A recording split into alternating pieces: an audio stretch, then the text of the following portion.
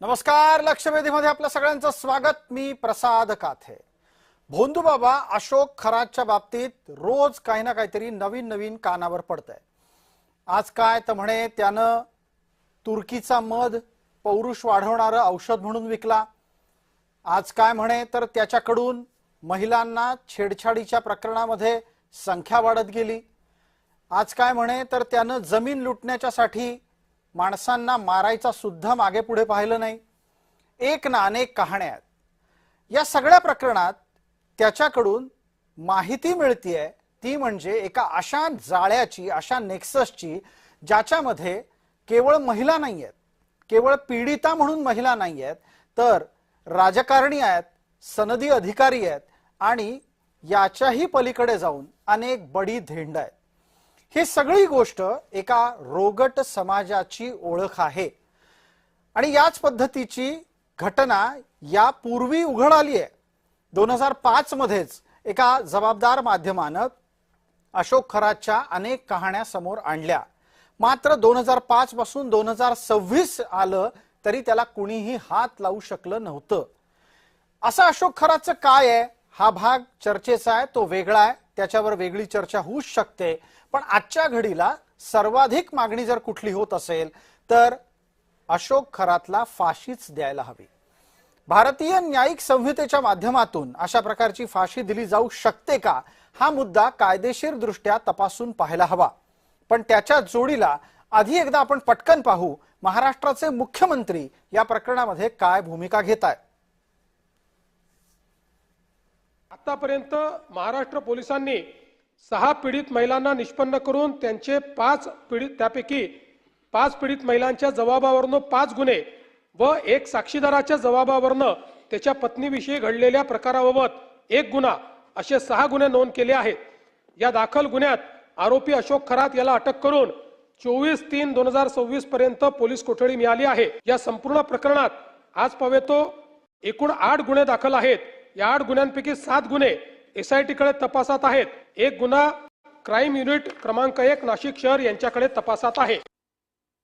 मिरगाव तालुका सिन्नर जिल्हा नाशिक येथे 33 एकर जमीन स्वतःचे नावे. मिरगाव तालुका सिन्नर येथे फार्म हाऊस. पाथर्डी गाव गव्हाणे गाव तालुका जिल्हा नाशिक येथे 10 एकर जमीन. सिन्नर तालुका सिन्नर जिल्हा नाशिक येथे 6 एकर जमीन. शिर्डी तालुका राहता जिल्हा अहिल्यानगर 4.5 एकर जमीन स्वतःच्या नावे. काकडी तालुका राहता जिल्हा अहिल्यानगर शिर्डी विमानतळ 5.5 एकर जमीन. Pathardi Phata Nashik 800 square फुटाचा 1 flat. ओझर जिल्हा नाशिक 4 गुंठेचे 3 फ्लॅट प्लॉट. आळगाव जिल्हा तालुका जिल्हा नाशिक 5 गुंठेचा प्लॉट. तर मुख्यमंत्र्यांनी जी यादी वाचून दाखवली ती वाचत असताना त्यांनाही दम लागला, कारण ही सगळी यादी जवळपास 40 कोटी रुपयाच्या संपत्तीची आहे. असं सगळं हे जमा कुठून झालं याचा शोध तर आता होईलच, पण आता जी प्रमुख मागणी आहे त्या अनुषंगाने आपण आपल्या सोबत असलेल्या मान्यवरांकडे वळतो. आपल्या सोबत आज ॲडव्होकेट उदय वारुंजीकर आहेत, जे महाराष्ट्र आणि गोव्याच्या बार काउन्सिलचे उपाध्यक्ष आहेत. त्यांचं या चर्चेत स्वागत. आपल्या सोबत अजितराव चव्हाण आहेत, भारतीय जनता पार्टीचे सध्या सहमुख्य प्रवक्ता या नात्याने ते कार्यरत आहेत आणि थोड्याच वेळामध्ये सामाजिक कार्यकर्ता अंजली दमानी आपल्या सोबत जोडले जातील. मला पटकन आणि आधी विचारायचं आहे वारुंजीकर सर यांना की ज्या पद्धतीनं फाशीचीच मागणी सातत्यानं पुढे येते आहे, कायदेशीर दृष्ट्या आपल्याला हे समजावता येईल का समाजाला की आता ज्या ज्या प्रकरणामध्ये त्याची चौकशी चालू आहे आणि ज्या ज्या प्रकरणामध्ये अशोक खरातवर गुन्हे आहेत त्यात फाशी शक्य आहे का? मला सकृतदर्शनी कायद्याचा विद्यार्थी म्हणून असं काही होईल असं वाटत नाही. कारण फार सोपं आहे की ही जी मागणी येते ही प्रतिक्षिप्त क्रिया आहे. प्रतिक्षिप्त क्रिया म्हणजे काय असतं की समाजामध्ये घडणाऱ्या एखाद्या घटनेवरती लोकांचं एकदम टोकाचं असं मत असतं की असं असं झालं पाहिजे, परंतु कायद्याला तसं अभिप्रेत नसतं. कायद्यामध्ये अभिप्रेत असतं की जर अशा प्रकारचं जर घटना घडली असेल तर त्याचा पुरावा गोळा करायला पाहिजे, तो पुरावा कोर्टात सिद्ध व्हायला पाहिजे. तो सिद्ध झाल्यानंतर मग जर त्याच्यातला रेअरेस्ट रेअर अशा प्रकारचा जर का गुन्हा असेल तर त्या बाबतीमध्ये होऊ शकतं. त्याच्याबरोबर दुसरा जो मुद्दा येतो तो असा येतो की जर समजा एकच गुन्हा त्याच्यात एकदा सिद्ध झालेला असेल आणि मग परत जर दुसऱ्या प्रकारचा जर त्यांनी गुन्हा केला असेल तर त्याप्रमाणे वेगळा येऊ शकतो. आणि तिसरा जो महत्वाचा मुद्दा येतोय की ही जी काही प्रतिक्षिप्त क्रिया येते की ताबडतोब आत्ताच्या आत्ता फाशी द्या, ही मला वाटतं कायद्याच्या नजरेमध्ये अतिशय अयोग्य मागणी आहे. कारण प्रत्येक माणसाला योग्य पद्धतीनं संपूर्ण न्यायिक व्यवस्थेमधून जाऊन त्याचा गुन्हा सिद्ध केल्यानंतर मगच शिक्षा ही भारतीय न्याय व्यवस्थेमध्ये केली जाते. त्याच्यामुळे ताबडतोब त्याला फाशी द्या असं जर कोणी म्हणत असेल तर ते चुकीचं आहे. अर्थात मी जे काही सांगतोय जी हे कायद्याचा विद्यार्थी म्हणून सांगतोय. मला त्या माणसाबद्दल जो कोणी संशयित किंवा आरोपी आहे त्यांच्याबद्दल मला काहीही देणं घेणं नाहीये. बिलकुल. पण कायद्यामध्ये हे अभिप्रेत नाही. बिलकुल बिलकुल अगदी आपण कायदेतज्ञ या नात्यानं ही सगळी भूमिका मांडलीत आणि याला अन्यथा घेण्याची गरज नाही. पण दुसऱ्या बाजूला आपल्याला या प्रकरणातला संतापही दुर्लक्षून चालणार नाही. अंजली दमानी आपल्यासोबत जोडल्या गेलेल्या आहेत. मला अशी अपेक्षा आहे की अंजलीजी माझा आवाज आपल्यापर्यंत अतिशय नीट पोहोचतो आहे. आपण जेव्हा संध्याकाळच्या काळामध्ये बोलत होतो त्यावेळेला आपण म्हणालात की आपल्याकडे अनेक नवनवे खुलासे येणार आहेत. याचा काही तपशील आपल्यापर्यंत पोहोचलाय का आणि या चर्चेच्या माध्यमातून आपण महाराष्ट्रापर्यंत तो नवा तपशील घेऊन जाऊ शकणार आहात का? त्याला आणखी काही कालावधी लागू शकतो? नाही, अजून मला वाटतं मला एखाद दिवस कदाचित लागेल. पण बरेचसे खुलासे आता होणं बाकी आहे.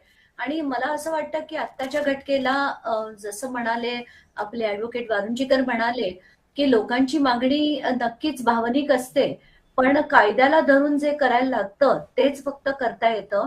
पण आत्ताच्या घटनेला हा माणूस इतका विकृत, इतका म्हणजे आपण त्याला जी उपमा देऊ ती उपमा कमी पडेल असा तो व्यक्ती आहे की त्यांनी म्हणजे पहिल्याच दिवशी मला जेव्हा कळलं होतं तेव्हा जेव्हा मी फक्त 2च व्हिडिओ बघितले होते आणि ते सुद्धा आपल्याला 30 सेकंदाच्या वर बघता येणार नाही असे ते घाण व्हिडिओज होते. आणि त्याच्यानंतर जेव्हा कळलं की 5 महिला सतत पोलीस स्टेशनच्या गिरट्या घालतायत पण त्यांची कंप्लेंट रजिस्टर होत नाहीये. आता जाऊन त्या कंप्लेंट्स देखील रजिस्टर झाल्यात आणि 6 गुन्हे त्याच्यावर त्याची स्टेटमेंट्स रेकॉर्ड केली गेली आहेत. त्यात जेव्हा कळतं की 2 सुइसाइड झालेत आणि त्या सुइसाइड मध्ये सुद्धा एकाची फाईल क्लोज केली गेली आहे शिर्डी पोलीस स्टेशनची. ते ऐकून आणि ते विकास देवटे नावाचे एक व्यक्ती होते तर ही रिओपन करणं गरजेचं आहे. म्हणजे 2 सुइसाइड, 6 स्त्रियांचे स्टेटमेंट, त्याच्यापैकी एक नातेवाईकांनी स्टेटमेंट दिलंय. आणि त्यानंतर ते जे त्यांच्याकडे काम करणारे व्यक्ती होते त्यांचा जो FIR आपण वाचला की आधी त्याला जेव्हा त्यांनी सांगितलं की बाबा मला आत्ताच्या घटनेला कामावर येता येणार नाहीये, थोडंसं 5 वाजता मला वेळ द्यावी कारण माझी बायको प्रेग्नेंट आहे, तर तिला सुद्धा तू घेऊन ये, तिची सुद्धा आपण एक पूजा करू असं त्याला जेव्हा सांगितलं तर काही परमेश्वराच्या कृपेने तिला तेव्हा जाता आलं नाही, हे अतिउत्तम झालं. पण 7 महिन्यानंतर आठवल्यावर पुन्हा गर्भवती स्त्रीला सुद्धा बोलवून त्यांनी जे कृत्य केलं. आता आज आपल्याला कळतंय 5 नरबळी घेतल्याची शंका. आणि मला नाही वाटत वारुंजीकर सांगतील की अशी जेव्हा नरबळी घेतल्याची जेव्हा माहिती एक वकील कोर्टापुढे देतो तो काही हवेत बोलू शकत नाही. त्यांच्याकडे काहीतरी प्रूफ असल्याशिवाय कोर्टात असं स्टेटमेंट होणार नाही. बिलकुल अंजलीजी, आपण जो मुद्दा मांडला त्याचकडे आपल्याला वळायचं होतं आणि आज सुयोगानं तुम्ही तो आणलात त्याबद्दलही आभार. अजितराव, मी आपल्यापर्यंत येतोच. आधी उदय वारुंजीकर यांच्यापर्यंत पोहोचतो. उदयजी, 5 नरबळी घेणारा माणूस, त्याचबरोबर वारंवार महिलेवर अत्याचार करणारा माणूस, हा तरीही शिक्षेच्या कार्यकक्षेत फाशीपासून लांब राहील? कसं आहे की फाशी द्या ही मागणी करताना आता 2013 सालामधली जी काही IPC मधली जी जुन्या कायद्यात दुरुस्ती झाली होती त्याच्यामध्ये एका अत्याचार करणारा हा जो कोणी शिक्षा झालेला माणूस असेल त्यांनी जर का परत केलेला असेल तर होऊ शकेल. त्यामुळे इमिजिएट त्याच्यात मला वाटत नाहीये. आणि हा जो आत्ताचा जो मुद्दा जो आलेला होता नरबळी आणि त्याच्या बरोबरीने हे जे काय अघोरी चाललेलं आहे त्याच्याकरता आपल्या सगळ्या प्रेक्षकांना सांगितल्यापैकी महाराष्ट्रामध्ये 2013-14 सालातला हा जो काही कायदा बनवलेला होता त्या कायद्यामध्ये मुळातच शिक्षा ही मॅक्झिमम 7 वर्ष आहे. म्हणजे आपल्या लक्षात येईल की कमीत कमी शिक्षा 6 ते मॅक्झिमम 6 महिने ते 7 वर्ष अशी या अघोरी किंवा अंधश्रद्धा निर्मूलन कायदा असा आपण त्याला म्हणतो त्याच्यामध्ये अंधश्रद्धा निर्मूलन कायद्यामध्ये मॅक्झिमम एवढीच सजा आहे.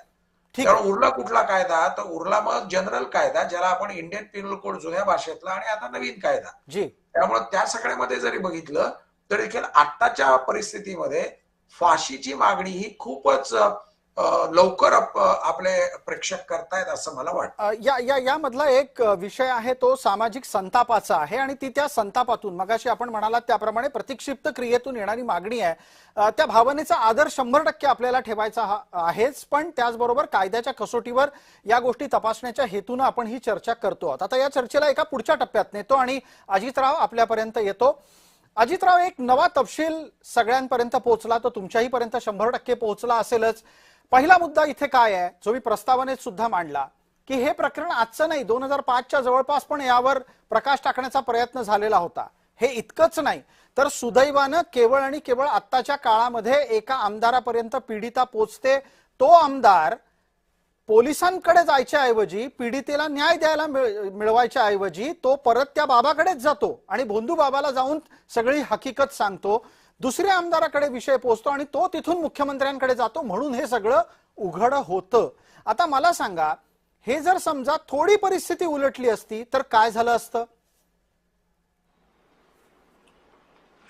प्रसादजी, आपण म्हणताय, अंजलीताईंनी देखील काही गोष्टी याच्यामधल्या सांगितल्या, पण या विषयामध्ये माझ्याकडे सुद्धा अशी माहिती आहे की जी आता तपासाच्या पातळीवरती सुद्धा आणि जनशोभाच्या हेतून सुद्धा ती सार्वजनिक करता येणार नाही.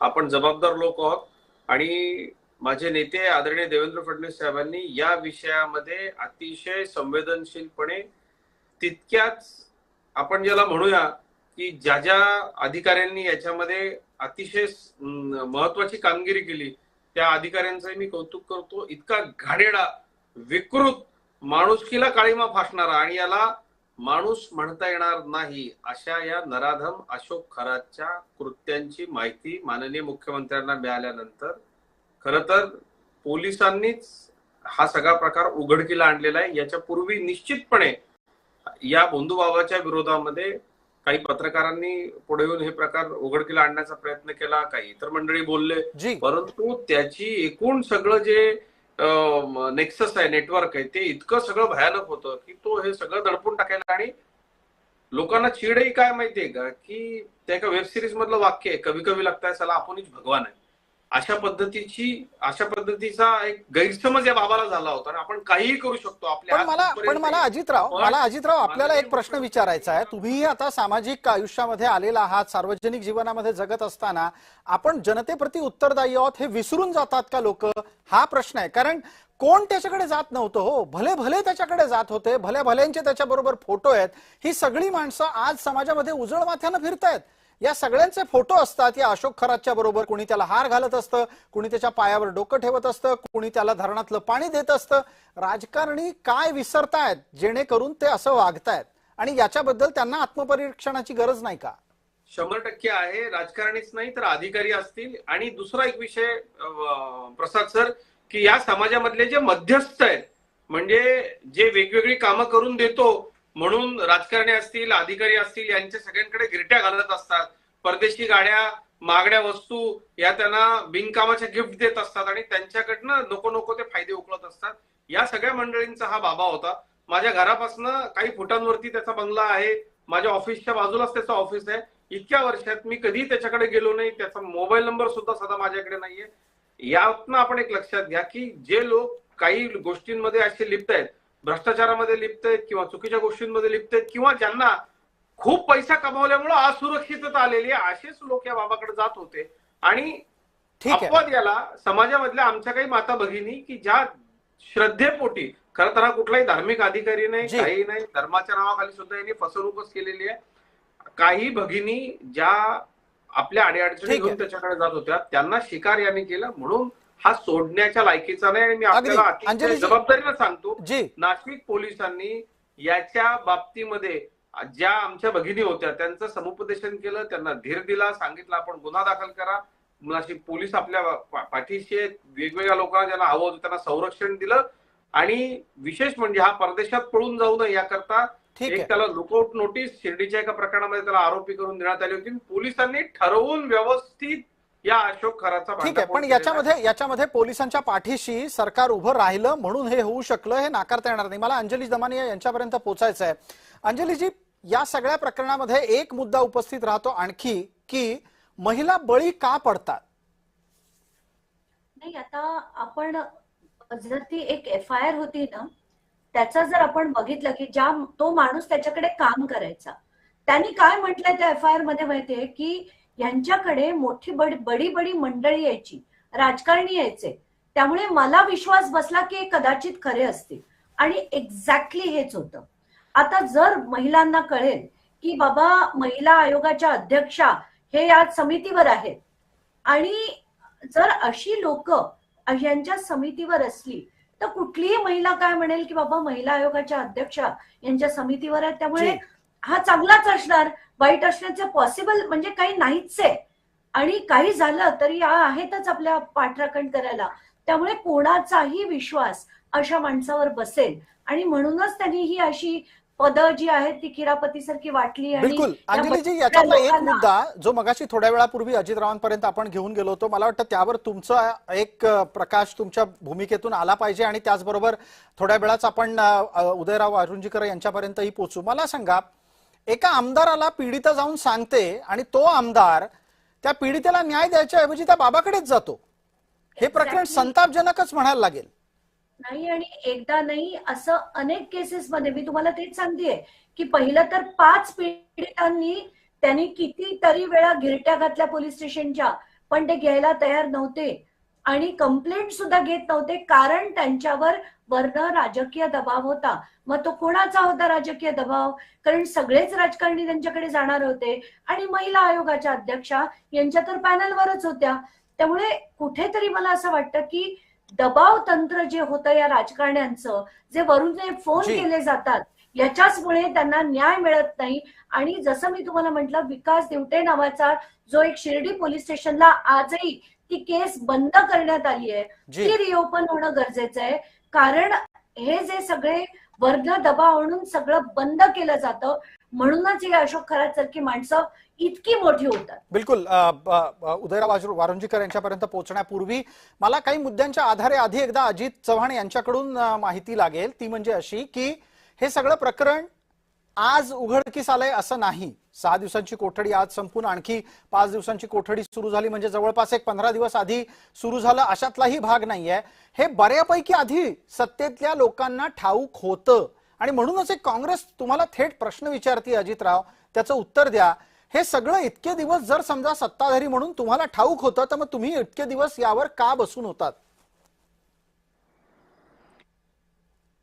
सर, यामध्ये एक गोष्ट लक्षात घ्या की ज्या वेळेला या प्रकरणाच्या खोलामध्ये गेल्यानंतर लक्षात आलं, त्यावेळेला तातडीनं माननीय मुख्यमंत्र्यांनी या सगळ्या विषयामध्ये कडक कारवाई करण्यासंदर्भामध्ये सूचना दिल्या आणि तशी व्यूहरचना आखण्यात आली. ज्या वेळेला या प्रकरणाची व्याप्ती लक्षात आली, हे प्रकरण किती गंभीर आहे, या प्रकरणामध्ये सामान्य भगिनींची आबरू लुटल्या जाते, अशा पद्धतीनं हा माणूस नीच छळ करतोय, चाळे करतोय, हे जेव्हा लक्षात आलं आणि हे किती विकृत आहे हे ज्या वेळेला लक्षात आलं, त्यावेळेला आपण लक्षात घ्या, याची ऑस्ट्रेलियामध्ये मालमत्ता आहे, हा ऑस्ट्रेलियाला पळून जाणार होता, ती लुकआउट नोटीस दिल्या गेली. शिर्डीच्या एका प्रकरणामध्ये त्याला आरोपी केलं गेलं.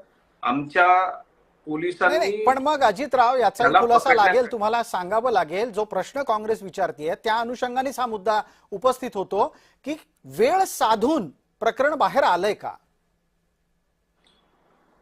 प्रसादजी, मी अतिशय मनापासून आपल्याला सांगतो, या विषयामध्ये कुठेही राजकारण नाही. उलट ज्यांनी कोणी राजकीय दबाव आणण्याचा प्रयत्न केला गेला, आपण सगळ्यांनी महाराष्ट्राच्या मुख्यमंत्र्यांच्या या विषयामध्ये पाठीशी उभं राहिलं पाहिजे. माझी हात जोडून विनंती, हे इतकं किळसवाणं, इतकं घाणेरडं आहे आणि महाराष्ट्राच्या प्रतिमेला धक्का देणार आहे की कुणीही नाही. म्हणजे माझी अंजलीताईनं सुद्धा विनंती आहे, ताई, या विषयामध्ये आपण सगळ्यांनी मिळून, म्हणजे जी माहिती आपल्याकडे येईल, आता तर प्रश्नच नाही त्याला कोणी मदत करण्याचा, पण या सगळ्या विषयाला राजकीय रंग जर मिळाला तर याच्यातल्या ज्या पीडित आहेत, कारण आपल्याला पीडितांचं या ठिकाणी त्या समोर येण्याकरता बघा, रोज एक दोन गुन्ह्यांमध्ये वाढ पडते. ती का होतीये? पोलीस, SIT स्वतः पीडितांशी बोलते, त्यांच्यापर्यंत पोहोचते, त्यांना भरवसा देते. आणि मी खात्रीनं सांगतो, याच्यात कुठलंही राजकारण नाही, काहीही टायमिंग नाही, कुणाच्याही विरोधामध्ये नाही, कुणाच्याही समर्थनात नाही. आम्ही ठीक या आहे. अशोक खरातच्या विरोधामध्ये पटकन आहोत. पटकन पटकन अंजलीजी आपल्याकडे येतो. अर्धा मिनिटच पटकन आपल्यासाठी उरलाय. नंतर मला एक उदय वारुंजीकर यांच्यासाठीचे 2 प्रश्न तयार ठेवलेले आहेत, ते विचारायचे आहेत. आपण सांगा, आता ज्या महिला यामध्ये संताप व्यक्त करतायत त्या म्हणतायत की अशोक खरातला न्याय व्यवस्था शिक्षा देऊ शकत नसेल तर त्यांना सामाजिक कार्यकर्त्यांच्या हातामध्ये दिलं पाहिजे, आम्ही त्याला योग्य धडा शिकवू. अशा प्रकारच्या भूमिका या प्राप्त स्थितीमध्ये प्रकरण चिघळवायला मदत करतील का, त्या टाळायला हव्यात का? नाही, मलाही अशी असंख्य मेसेजेस येत आहेत की मुख्यमंत्र्यांना सांगा याला मोकाट सोडा, याला सगळ्या मिळून महिलाच मिळून धडा शिकवतील. पण असं सगळं बोलणं ठीक आहे, भावनेच्या भरात आपण बोलून जातो, पण कायद्याने हे करता येत नाही. कारण लोकांचा राग, आक्रोश आणि कारण हे सगळे जे व्हिडिओ आणि सगळे जे डिस्क्रिप्शन आपण सांगतोय त्यांनी लोक हलून जातात आणि लोकांना आक्रोश करणं बरोबर आहे, पण असं सगळं करता येत नाही कायद्याने. त्याला जी. कठोरात कठोर शिक्षा मात्र न्याय व्यवस्थेने द्यावी अशीच आपण विनंती करू. बिलकुल. उदय वारुंजीकर यांच्यापर्यंत आपण चर्चेच्या शेवटच्या टप्प्यात पोहोचतोय. उदयजी, जी भीती एका सामाजिक कार्यकर्तीनं व्यक्त केली ती अशी आहे की या संबंधित व्यक्तीचा एन्काउंटर होऊ शकतो. एन्काउंटर म्हणजे आजच्या काळातल्या लोकशाहीतला एक नवा नैसर्गिक न्याय समजला जातोय. या मानसिकतेतूनही समाजाला बाहेर काढण्याची गरज आहे का? कसं आहे की प्रत्येक व्यवस्थेमध्ये काही दोष असतात. आमच्या न्याय व्यवस्थेमध्ये सुद्धा काही थोडेसे दोष आहेत आणि ते उघडपणे मान्य करण्याची वेळ आलेली आहे. हा जो वेळ लागतो या न्याय प्रक्रियेला, तो आमच्या प्रक्रियेमधला थोडासा दोष आहे. परंतु याचा परिणाम जर असा होत असेल की नागपूरमधल्या अक्कू यादव नावाच्या जो काही आरोपी होता त्याचा भर कोर्टामध्ये झालेला मृत्यू असेल किंवा हैदराबादमध्ये आरोपीच्या बाबतीमध्ये जी. झालेलं एन्काउंटर आणि मग त्याची नंतर पोलिसांची चौकशी, असे प्रकरण याच्या पूर्वी देखील घडलेली होती.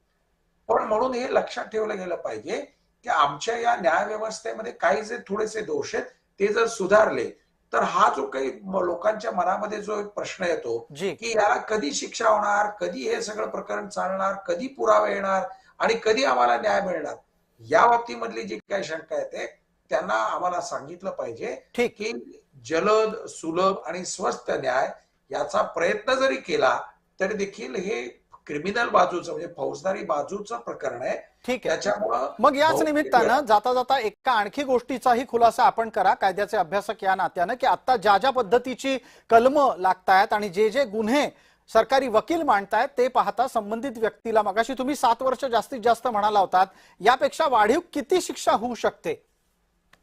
376 म्हणजे बलात्कारासारखा गुन्हा असेल तर त्याच्याकरता 7 वर्षापेक्षा जास्त होणार आहे. त्यामुळे त्याला काहीच अडचण नाही. मी जे सांगत होतो तो अघोरीचा जो आपला अंधश्रद्धा निर्मूलन कायदा आहे त्याच्यामधल्या शिक्षेबद्दल सांगत होतो. त्याच्यामुळं या माणसाला गंभीर शिक्षा होईल त्याच्याबद्दल माझ्या मनात काही शंका नाहीये. पण आपली जी अपेक्षा असते लोकांची की तात्काळ न्याय पाहिजे, जी. ताबडतोब पाहिजे आणि तो न्याय व्यवस्थेवरच्या जो काही वेळ लागणार आहे तो आम्ही थांबणार नाही, आम्हाला तात्काळ द्या, तर ते मला वाटतं ते समाजाच्या दृष्टिकोनातून फायद्याचं नाही. ते निश्चितच चुकीचं आहे. न्यायिक प्रक्रिया असते, त्या प्रक्रियेला थोडासा वेळ द्यावा लागतो. आपण तो वेळ कमी करण्याचा नक्की प्रयत्न केला पाहिजे. बिलकुल. आपण सर्व मान्यवर या चर्चेमध्ये सहभागी झालात त्याबद्दल आपले मनपूर्वक आभार. लक्षवेधीमध्ये वेळ झाली आहे इथेच थांबण्याची. आपण पाहत रहा फक्त जय महाराष्ट्र.